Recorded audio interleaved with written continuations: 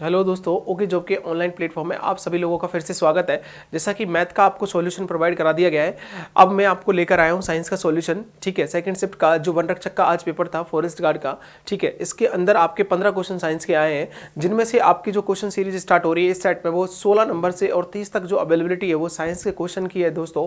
तो सबसे पहले हम बात करते हैं, देखो क्वेश्चन नंबर 16 की अगर बात करें, एक अम्ल और एक क्षार के बीच में अभिक्रिया होती है जो लवण और पानी देती है, वो कौन सी अभिक्रिया होती है दोस्तों? उदासीनीकरण अभिक्रिया होती है। एकल विस्थापन अलग अभिक्रिया है। संयोजन में दो चीजें जुड़ती हैं। द्विविस्थापन में हम लोग देखेंगे जो आपको क्लास के अंदर पढ़ाया गया था। डबल विस्थापन में दो मॉलिक्यूल्स क्या होते हैं, एक जगह से एक और एक आता है एक जाता है, उस तरह की जो रिएक्शन होती है वो इस कैटेगरी में आती है। क्वेश्चन नंबर देखो सेकंड की, अगर हमारे पास 17 की बात करें, 17 क्या कह रहा है? दृश्य प्रकाश और यूवी अल्ट्रावायलेट, ठीक है, यूवी को क्या बोलते हैं हम लोग? अल्ट्रावायलेट बोलते हैं इसको। अल्ट्रावायलेट पराबैंगनी जो किरणें है ना हमारे पास, वो ये है हमारे पास। तो प्रकाश और एक्सरे के बारे में निम्नलिखित में से किस निम्नलिखित कथनों पर विचार करें? 10 प्रकाश की तरंग दैर्ध्य एक्सरे की तुलना में क्या होती है? अधिक होती है। देखो आप लोग ध्यान रखना कि एक विद्युत चुम्बकीय स्पेक्ट्रम होता है और उस विद्युत चुम्बकीय स्पेक्ट्रम के अंदर है ना, आप लोग अगर इन वेवलेंथ्स को शो करोगे तो आप लोगों को लाइट वाला जो चैप्टर मैंने आपको पढ़ाया है तो उसके अंदर आप लोग देख सकते हो। ठीक है, तो इसमें ये ऑप्शन हमारे पास सही है। दूसरा, एक्सरे फोटोन की ऊर्जा यूवी प्रकाश फोटोन की तुलना में क्या होती है? ये भी सही है। ठीक है, ये हमारे पास ये थर्ड वाला सही नहीं है, ये वाला सही की मैं बात कर रहा हूं। ठीक है, उसके हम लोग भी यहाँ पे बात करेंगे। यूवी प्रकाश फोटोन की ऊर्जा 10 प्रकाश की तुलना में क्या होती है? कम होती है। ये गलत है दोस्तों। ठीक है, तो आपका ऑप्शन क्या लगेगा? सी नंबर 1 और 2 वाला। आगे अगर हम लोग क्वेश्चन को देखें कि क्वेश्चन नंबर 18 क्या कहता है? निम्न में से कौन सी मानव शरीर की सबसे छोटी हड्डी है?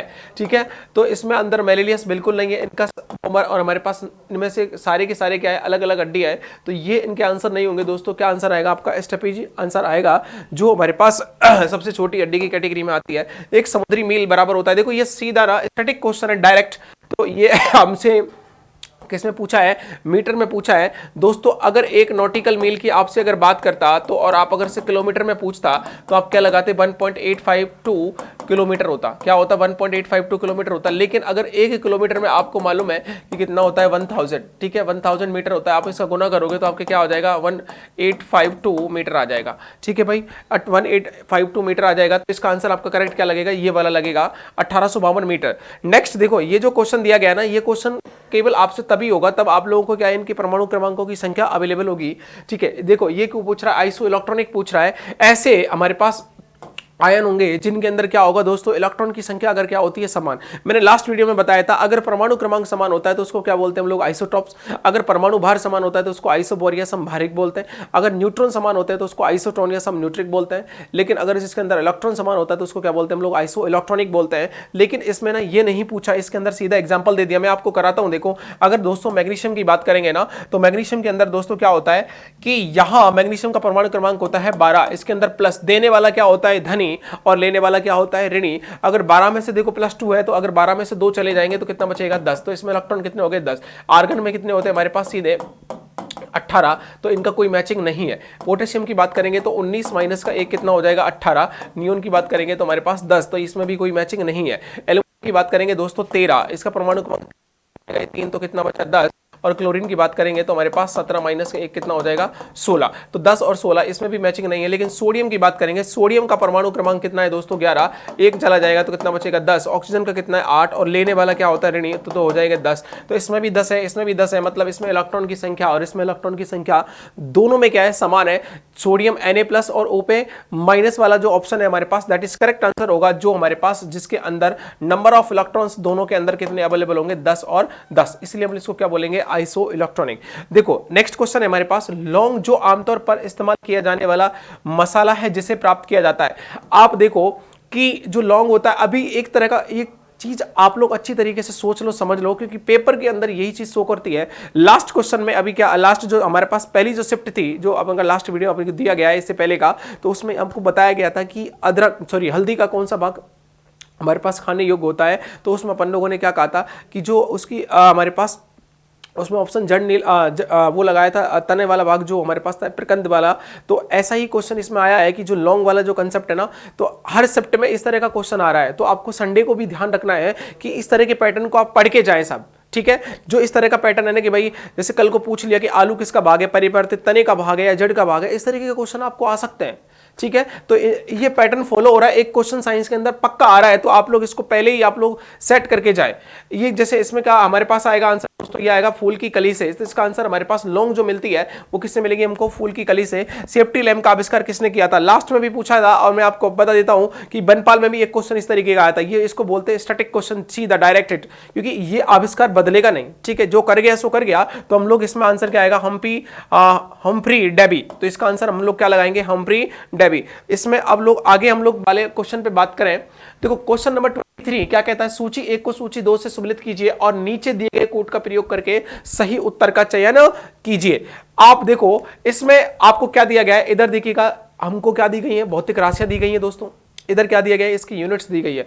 मैंने आपको कितनी बार कहा है चिल्ला चिल्ला के कि आप यूनिट्स को देख लो, यूनिट्स को देख लो, बिना यूनिट देखे आपको दिक्कत आएगी। देखो त्वरण का जो मात्रक होता है ना, वो क्या होता है, देखो त्वरण की मात्रक की बात करें, इधर देख लो, उसके बाद अपन लोग उस पर चलते हैं। त्वरण का मात्रक होता है मीटर पर सेकंड स्क्वायर। क्या होता है, मीटर पर सेकंड स्क्वायर। तो देखो मीटर पर सेकंड स्क्वायर लोग जाओगे तो इसको क्या बोलोगे, मीटर प्रति सेकंड वर्ग, प्रति वर्ग सेंटीमीटर प्रति सेकंड स्क्वायर भी इसको बोल सकते हो। तो इसके अंदर ये चीज हमको देखने को मिलेगी।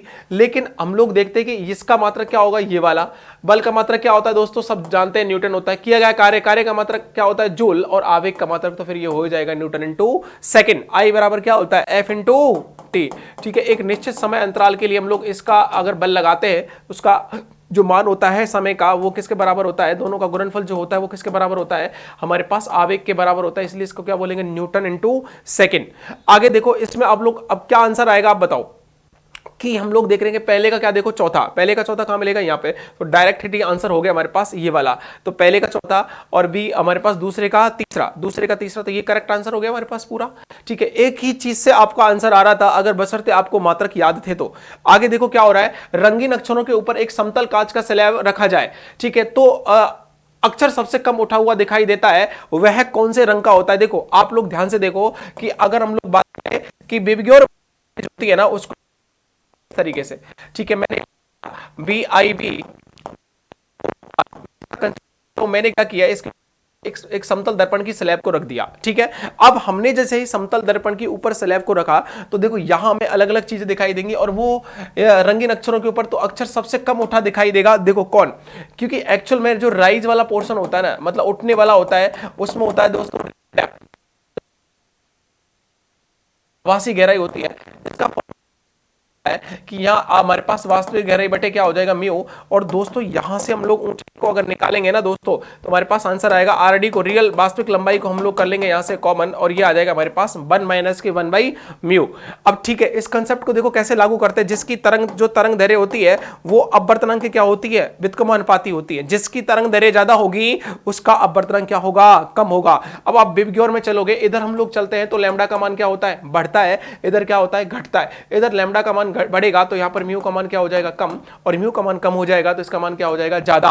ठीक है, क्योंकि हमें यहां से एक संख्या अगर म्यू कम संख्या का भाग देंगे, सॉरी यहां पर हमारे पास अगर कम भाग देंगे तो ये हमको जल्दी से दिखाई देगी। तो इसलिए हमारे पास कौन सा रंग दिखाई देता है दोस्तों, लाल रंग ज्यादा दिखाई देता है। एक पौधा जिसमें हरी पत्तियां हैं, वे लाल पत्ती, सॉरी एक पौधा जिसमें हरी पत्तियां हैं, ठीक है, कौन सी पत्तियों का रंग तो कैसा होता है, इसमें हरा है, लाल बत्ती में रखने पर कैसी दिखाई देंगी। ठीक है, लाल पत्ती में रखने पर कैसी दिखाई देंगी, ये आपको देखना है। इसमें सिंपल सी बात है, देखो इसमें तो कौन सा कलर आएगा हमारे पास, काली। कैसी दिखाई देंगी, काली दिखाई देंगी। अब आप लोग नेक्स्ट क्वेश्चन देखो कि निम्न सूचियों को सम्मिलित कीजिए। अब निम्न सूचियों को हम लोग सम्मिलित करेंगे। देखो यहां पर हमारा आंसर क्या आएगा कि धुआं जो होता है ना, देखो धुआं की बात करेंगे तो इसमें हमारे पास धुआं क्या होता है, द्रव में परिचित क्या होती है, गैस होती है, ये नहीं होता। ठीक है, तो इसमें आप लोग थोड़ा सा ध्यान से देखो कि कौन कौन सी चीजें हैं इसमें, क्योंकि इसमें बड़ा बेसिक क्वेश्चन है, जेल क्या है, धुआं क्या है, इमल्सन क्या है, फॉर्म क्या है।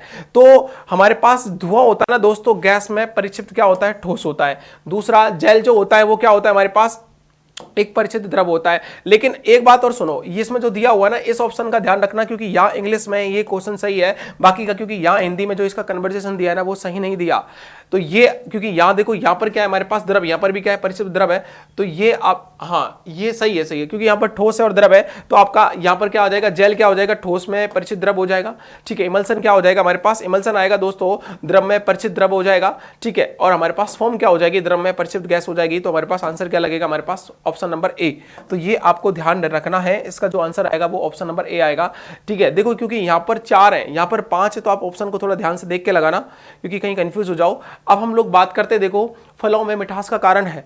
देखो कार्बोहाइड्रेट के ना कई तरह के टाइप होते हैं, जिसमें हमारे पास मोनो शर्करा आती है, डाई शर्करा आती है, पॉली शर्करा आती है। ठीक है दोस्तों, अब हम लोग अगर बात करें ग्लूकोज की, तो ग्लूकोज को हम फ्रूट शर्करा भी बोलते हैं। ठीक है, इसको हम लोग ये किसके अंदर मिलती है, अंगूर के अंदर भी मिलती है, तो इसको फ्रूट सेल भी बोला जाता है। बात अगर हम लोग करें फ्रक्टोज की, तो फ्रक्टोज क्या होती है, सबसे मीठी शर्करा होती है। ठीक है, इसको ना हनी सेल, शहद की शर्करा के नाम से भी जाना जाता है। माल्टोज है, वो देखो क्या करेगा, माल्टोज है ना, 2 ग्लूकोज से किसका निर्माण होता है, माल्टोज का। लेकिन लैक्टोज है वो दूध की शर्करा है। राइबोज क्या है, हमारे पास न्यूक्लिक एसिड है, जैसे आरएनए और डीएनए में मिलती है।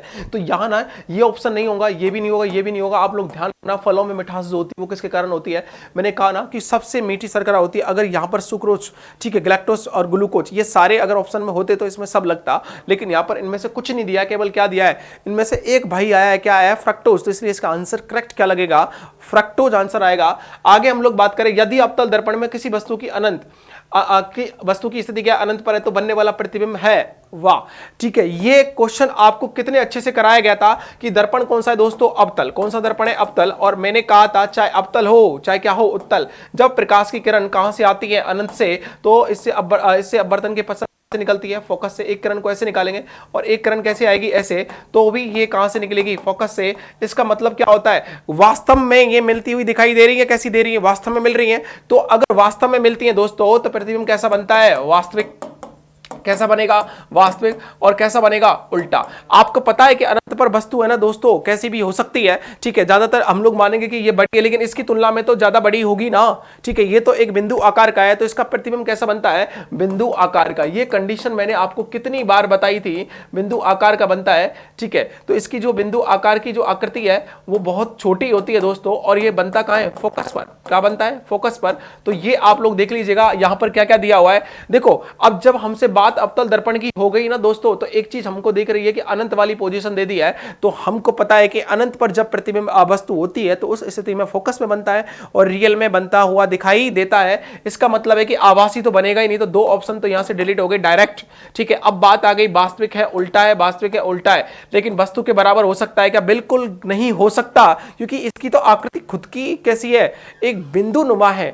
ठीक है, तो ये ऑप्शन तो इसका होगा ही नहीं। तो इसमें कैसा होगा, हमेशा वस्तु से इसमें आएगा छोटा, तो हम ऑप्शन क्या लगाएंगे दोस्तों, वास्तविक होगा, उल्टा होगा, वस्तु से कैसा होगा, छोटा होगा। ठीक है, अब हम लोग देखो नेक्स्ट क्वेश्चन की अगर बात करें, यहां पर निम्नलिखित में से कौन सा सही सुमेलित नहीं है।